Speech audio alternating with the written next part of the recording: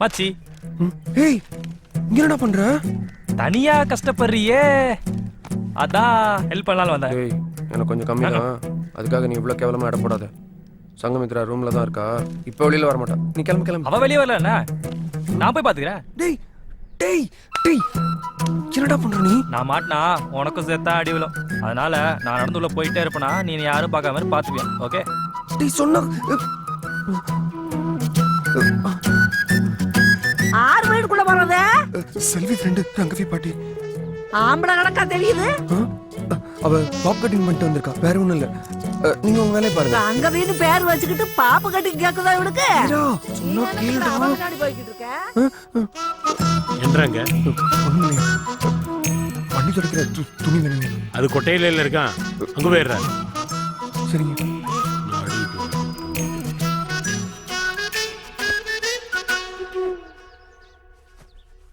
Hi. ஏய் நீ இங்க என்ன பண்ற? டென்ஷன் ஆகாத, உட்காரு உட்காரு. தீரா யாராவது பாத்திர போறாங்க, நீ கிளம்பு ப்ளீஸ். நான் கிளம்புறது இருக்கட்டும், நீ எங்க கிளம்பிட்டு இருக்க? வேணாம் தீரா, நடக்க போகாத விஷயத்துக்கு நம்ம ஆசைப்பட்டு யூஸ் இல்ல. அதெல்லாம் எதுவும் இல்ல சங்கா, எல்லாம் உன் மனசுல தான் இருக்கு. சின்ன வயசுலயே உங்க அப்பா அம்மாவை இழந்துட்டதால இப்ப என்னையும் இழந்துருவேன்னு யோசிக்க ஆரம்பிச்சிட்டேன். ஏன்னா இந்த மனசு எதை பத்தி அதிகமா யோசிக்குதோ கண்டிப்பா அதான் நடக்கும். பிடிச்சவனை இழந்துருவோன்னு பயப்படுறதை நிறுத்திட்டு அவன் கூட எப்படியெல்லாம் சந்தோஷமா வாழ்றதுன்னு கனவு காணணும். அப்புறம் பாரு, தலைவிதியெல்லாம் சுத்த பொய்ன்னு தெரியும். சங்கா, உனக்கு எப்ப நம்ம 2 பேரும் சேர்ந்து சந்தோஷமா கடைசி வரைக்கும் வாழ்வோன்னு நம்பிக்கை வருதோ அப்ப நீ என்கிட்ட வந்தா போதும். அது வரைக்கும் நான் உன்னை டிஸ்டர்ப் பண்ண மாட்டேன். பூமியை தாக்க வந்து கொண்டிருக்கும் விண்கல்லை பற்றி பல தகவல்கள் வந்து கொண்டிருக்கும் நிலையில் நேற்றிரவு தமிழகத்திலும் புதுவையிலும் பல்வேறு இடங்களில் விண்கல்லின் சில பகுதிகள் விழுந்ததாக செய்திகள் வந்த வண்ணம் உள்ளன. எங்கே விழுந்திருக்கு? அங்க பாருங்க அநியாயத்தை. உங்க ஊர்ல மட்டும் ஏன் அப்படி வகை வகையா பிரச்சனை வருது? அதான் எங்களுக்கும் தெரியல. என்ன நடக்குதுங்க?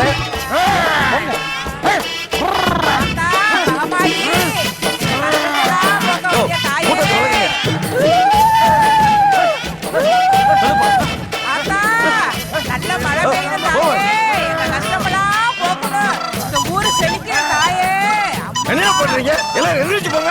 ஒருத்த கூட இருக்கக்கூடாது. அந்த அம்மா வரட்டு தூக்கிட்டு போ. யாருங்க இருக்கக்கூடாது, அடி தூக்க. என்ன பண்றீங்க? ஒருத்தங்க கூட இருக்கக்கூடாது. என்ன நடக்குதுங்க? போ, கிளம்பு கிளம்பு.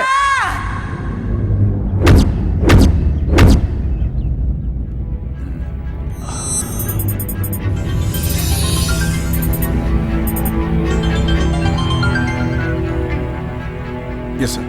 இப்போ சூழ்நிலை எப்படி இருக்கு? நம்ம ப்ரெடிக்ட் பண்ண மாதிரி அந்த விண்கல் தமிழ்நாட்டு நோக்கி வந்துட்டு ரொம்ப தூரத்தில் இருக்கு. மன்னிக்கணும், எனக்கு புரியல, என்ன சொல்ல வரீங்க? லாஸ்ட் எஃபர்ட், கடைசி முயற்சியா நாங்கள் ஒரு பிளான் வச்சு. என்ன பிளான்?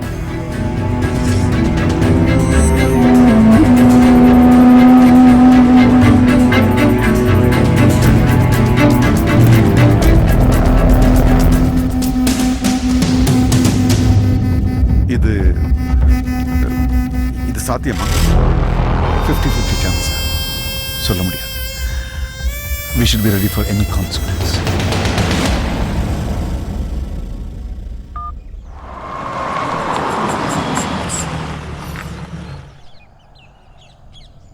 விண்கல் விழுவது வதந்தி என்று சிலர் கூறிக்கொண்டிருக்கும் நிலையில் எக்ஸ்கியூஸ் மீ கொஞ்சம் விண்கல் விழுவது வதந்தி என்று சிலர் கூறிக்கொண்டிருக்கும் நிலையில் எக்ஸ்கியூஸ் மீ கொஞ்சம் தள்ளி போங்களேன்.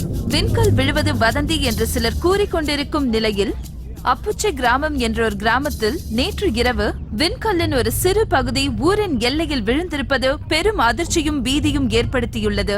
இந்த சம்பவத்தை பத்தி இந்த கிராம மக்கள் என்ன சொல்றாங்கன்னு பாப்போம்.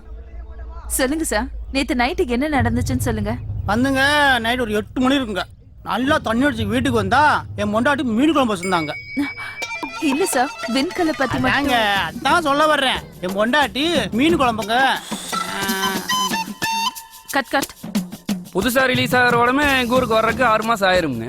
அப்புறம் கவர்மெண்ட் அறிவிக்கிற திட்டம் போன வருஷம் போட்டது இந்த வருஷம் கடைசியாவது எங்க ஊருக்கே வரும். ஆனா நேத்து சொன்ன கல்லு மொட்டு நொட்டிட்டு முதல்ல இங்க வந்து விழுந்திருக்கு பாருங்களேன். இது எந்த விதத்துல நியாயம் நீங்களே சொல்லுங்க. வானத்துல பளீர்னு ஒரு வெளிச்சம், டமால்னு ஒரு சத்தம், பார்த்தா இவ்வளவு பெரிய கல்லு நட்டுக்கிட்டு நிக்குதுங்க. வெறும் கட்டுக்கதை என்று கூறி வந்த விஷயம் இப்பொழுது உண்மை என்று நிரூபிக்கும் விதத்தில் இந்த கல் அப்புச்சி கிராமத்தில் விழுந்திருக்கிறது. இதுல துரதிருஷ்டமான விஷயம் என்னன்னா, விண்கல்லின் சிறிய பகுதி இங்க விழுந்ததால இனி வரப்போற கல்லும் இங்க விழுமோன்னு இந்த கிராமவாசிகள் ரொம்பவே பயந்துருக்காங்க. நம்ம பீதியில இல்லைனாலும் நம்ம டிவிக்காரங்க பீதியை கிளப்பி விட்டுருவாங்க போல இருக்க. இதுக்கு மேல என்ன நடக்குங்கிறதும் இந்த அப்பாவி மக்களின் நிலைமை என்னங்கிறதும் போக போக தான் தெரியும். ஆத்தா, நீ கெனா கண்ட மாதிரி நடந்துரும் போல இருக்கு ஆத்தா. இப்ப கொஞ்சம் கொஞ்சமா ஊருக்குள்ள பயம் நோய் மாதிரி பரவிக்கிட்டு இருக்கா ஆத்தா. எனக்கும் பயமா இருக்கா ஆத்தா. நைட்டு சுதாகர் போன் பண்ணுவான்னு போனை கையிலேயே வச்சு தூங்கிட்டேன்ப்பா. முழிச்சு பார்த்தா கீழே போன் 2ஆ கிடக்குது. ஒன்னும் ஆலமா, நல்லதா வேலை செய்யுது. குமரா, ஒரு வாட்டி செக் பண்ணிக்கலாமா? உன் போன்ல இருந்து ஒரு போன் பண்ண. என்னப்பா பண்ற? அவன் ஃபாரின்ல இருந்துல பேசுவான். அப்ப நீ கொஞ்சம் தூரமா போய் பேசணும்ல. நீ கொஞ்சம் உள் ரூம் போய் பேச.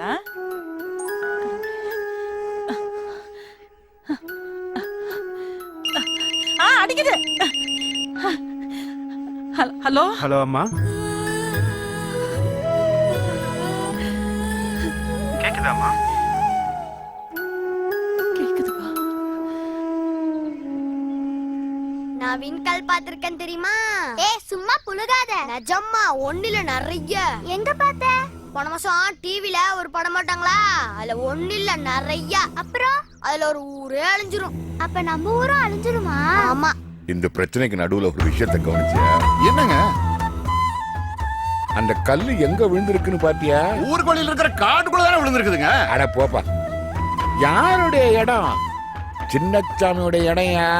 சும்மாவா? விழுந்த என்ன வெறுங்கல்ல ஆத்தானல சொல்றாங்க. அவன் இடத்துல விழுந்திருக்கு, நம்ம இடத்த தேடி வந்து விழுந்திருக்குடா.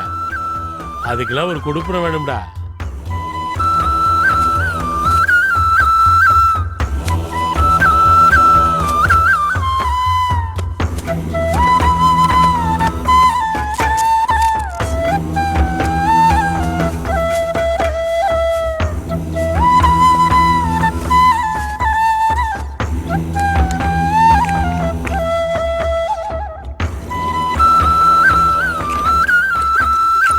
சரக்கும் தனித்தனியா குடிக்கிற வரைக்கும் உயிரோட இருக்குமா இல்லையான்னு தெரியல. மொத்தமா கலக்கி அடிச்சிட வேண்டியது. பாப்பா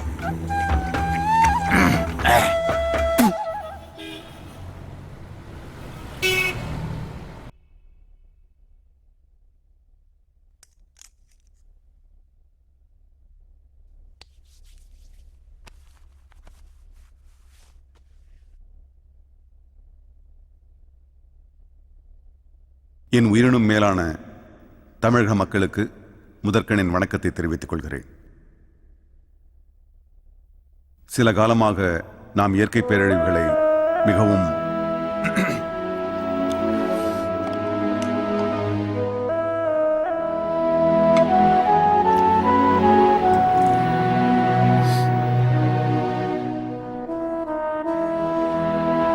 வணக்கம்.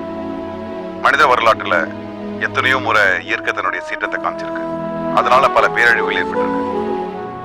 இப்போ யாருமே கற்பனை பண்ணி பார்க்க முடியாத ஒரு இயற்கையோட சீற்றம், ஒரு பேரழிவு இந்தியாவை நோக்கி வந்துட்டு இருக்கு. விண்வெளியில இருந்து ஒரு எரிகல் மிக வேகமாக இந்தியாவை நோக்கி, குறிப்பா தென்னிந்தியாவை நோக்கி, அதிலும் குறிப்பாக தமிழகத்தை நோக்கி வந்துகிட்டு இருக்கு. நான் இதை பத்தி ISRO நிறுவனத்தை சேர்ந்த விஞ்ஞானிகள் கிட்ட இரவும் பகலமா பேசி தெரிஞ்சுக்கிட்டு இருக்கேன். அவங்க தீவிரமா ஆராய்ச்சி செஞ்ச முடிவின்படி ஏப்ரல் 14ஆம் தேதி அதிகாலையில 1:14 வந்து பூமியை தாக்கும்னு அவங்க சொல்றாங்க.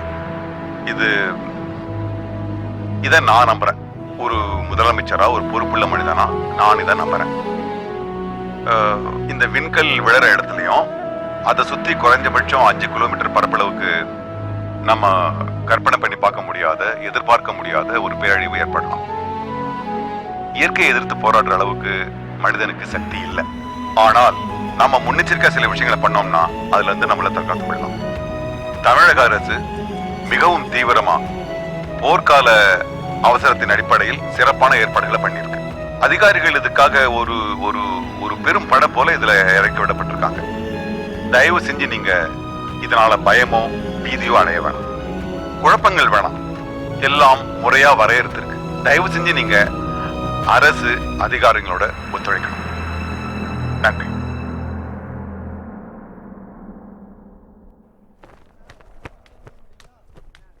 என்னப்பா எல்லாரும் இங்க உட்கார்ந்துருக்கியே, கடையை யார் பாத்துக்கிறது? ஐயா இந்தாங்க கடைசாவி. நாங்கெல்லாம் ஊருக்கு போய் குடும்பத்தோட இருக்கலாம்னு இருக்கோம். என்ன விளையாடுறீங்களா? திடுத்துப்புன்னு இப்படி சொன்னா ஊருக்குலாம் அப்புறம் போய்க்கலாம். போங்க போங்க. ஐயா வீட்டுல என்ன ஆகுமோ ஏதாகுமோன்னு எல்லாம் பயந்து போய் இருக்காங்க. இந்த நேரத்துல குழந்தை குட்டிங்களோட இல்லைன்னா வேற என்னத்துக்குங்க? கூறு கட்டத்தனமா பேசுறீங்களே. கல்லு விழுவ போகுதுன்னு சொல்லிட்டு அவன் கடையை பூட்டிட்டு போயிட்டேன்.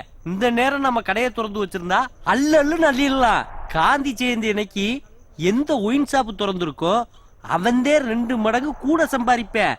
இதுதான் புத்திசாலித்தனம். யோ கடையை வேணா நீ திறந்து வச்சுக்க. எதுக்காக பணத்தை சம்பாதிக்கிறாங்க? குடும்பத்தை சந்தோஷமா வச்சுக்க தானே.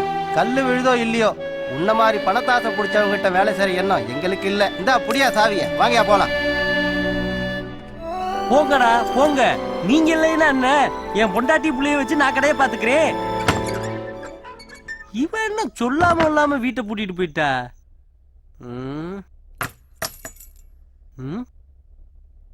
இது என்ன காகிதம்? எவனு பில்லுகள் அனுப்பியிருக்காங்களா?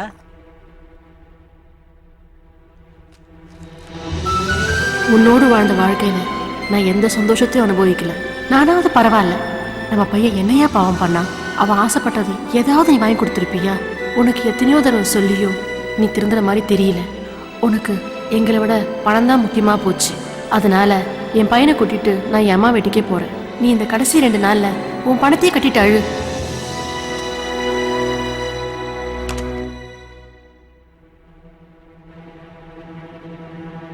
ஒருவேளை போகும்போது பணத்தனத்தை எடுத்துட்டு போயிருப்பானோ?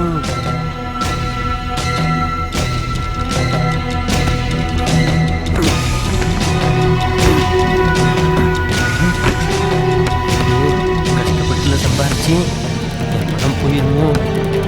மாட்டி பார்த்தாக்கே